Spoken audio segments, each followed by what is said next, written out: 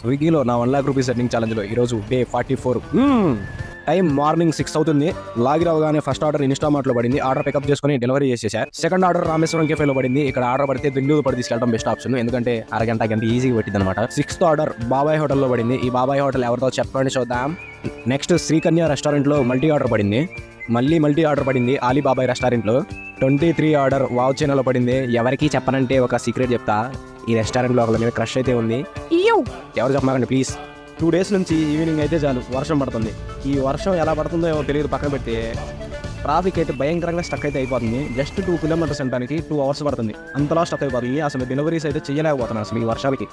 Last order ఇన్స్టామార్ట్లో పడింది. Order pickup చేసుకొని delivery చేసేసారు. టైం నైట్ 2 అవుతుంది. ఈరోజు నా టోటల్ ఎర్నింగ్ 2250 రూపీస్. ఇందులో 450 రూపీస్ పెట్రోల్కి అయితే ఖర్చు అయ్యి, మిగతా 1800లో 500 రూపీస్ నా సేవింగ్స్. నా 1 lakh రూపీస్ ఎర్నింగ్ ఛాలెంజ్లో నేను 32,000 రూపీస్ అయితే సేవ్ చేశాను. బాయ్.